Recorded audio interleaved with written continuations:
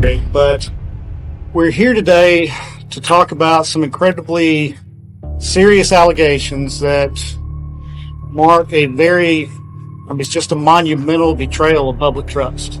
What they found should shock all of America. Focusing on a list of over 1,000 target cases involving more than 900 individuals, our officers encountered blatant marriage fraud. What if the guardians of the law were secretly protecting the very criminals they were sworn to stop? Imagine a system where the courtroom isn't the barrier against organized crime, but part of its machinery. That's the core of what investigators uncovered in a case known as Operation Northern Gate, a sweeping federal investigation that exposed what officials describe as one of the most calculated judicial infiltrations ever discovered in the United States. Authorities began by examining more than 1,000 cases tied to over 900 individuals. Initially, the focus was narcotics trafficking, but as investigators dug deeper, they encountered something far more disturbing. Coordinated marriage fraud schemes, manipulated rulings, delayed warrants, and patterns of interference that stretched into the upper tiers of the judiciary. What looked like scattered irregularities began forming a single coordinated structure. At 4:17 a.m., downtown Minneapolis was wrapped in fog. The streets were empty, washed in the cold glow of bridge lights reflecting across the Mississippi River. The city appeared motionless, but in that silence, over 200 federal agents were already moving. Teams from the FBI, ICE, DEA, and Minneapolis SWAT were executing a synchronized operation across 17 locations, spanning Minneapolis and St. Paul. The objective was not a single arrest, it was dismantlement. The first entry point was a luxury condominium in the North Loop District. The property belonged to Judge Amina Hassan and Judge Khalid Osman, both active district court judges. They had presided over drug sentencing hearings, authorized search warrants, and ruled on complex financial crime cases. Their authority shaped outcomes that affected thousands. At precisely 4:18 a.m., flash devices detonated. Entry teams forced their way inside. Tactical units moved through the residence with rehearsed precision. Judge Hassan was detained in her bedroom. Judge Osman attempted to reach a laptop on the kitchen counter, likely trying to destroy digital evidence, but was restrained before any files could be erased. A concealed safe hidden behind formal suits and judicial robes revealed $340,000 in cash, vacuum-sealed packages of cocaine, and 3 encrypted hard drives, and the operation was just beginning. Across the Mississippi River in St. Paul, agents entered the offices of North Star Legal Consulting. Public records showed it as a functioning law firm. Inside, investigators found no active case files, no clients, no legal staff. Only high-capacity servers running encrypted databases and detailed wire transfer ledgers, reflecting millions of dollars in transactions routed through offshore accounts. The investigation soon expanded to a warehouse in Bloomington, near the Mall of America. The facility operated under the name Great Lakes Freight Solutions, presenting itself as a legitimate logistics business. The front space appeared orderly and professional.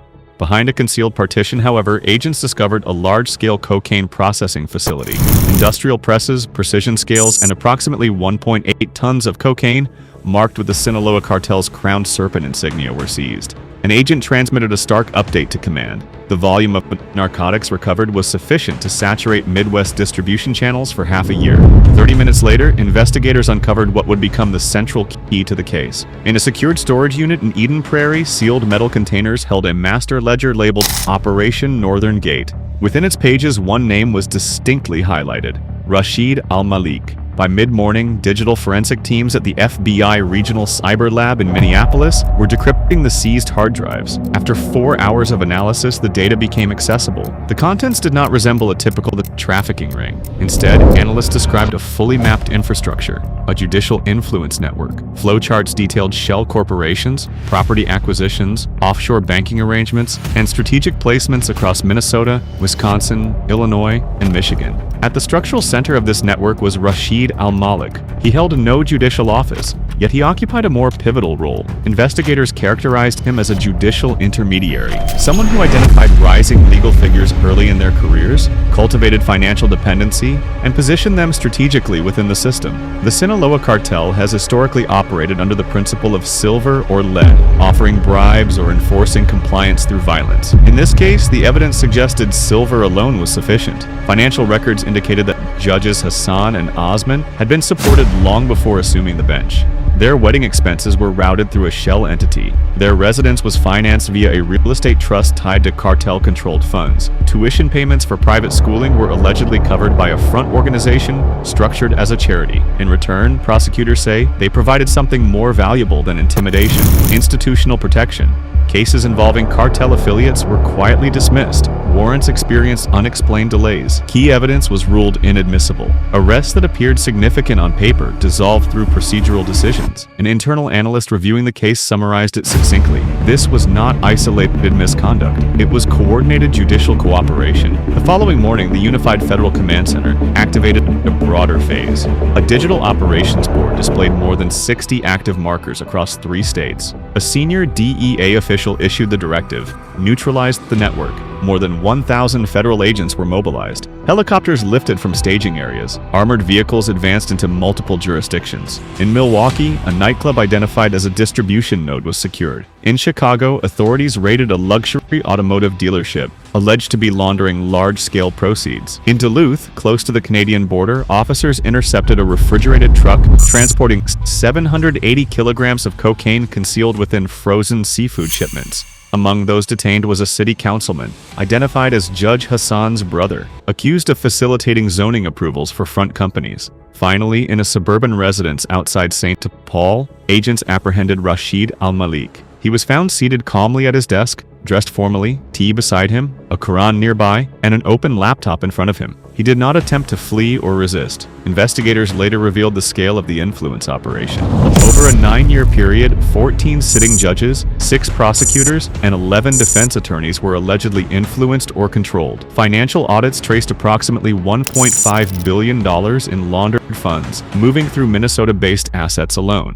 Farmland, commercial plazas, and residential complexes used to legitimize cartel revenue streams. Covered documents indicated the operation was designed for longevity. Notes suggested that al-Malik was preparing successors, instructing family members on maintaining financial channels and preserving strategic relationships within the legal system.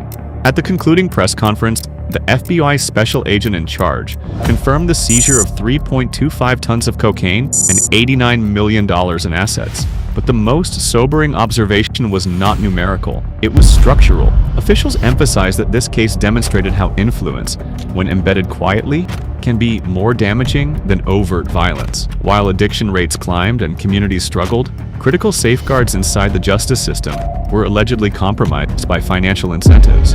Operation Northern Gate illustrated that the modern battlefield against organized crime does not exist solely at borders or in shipping corridors.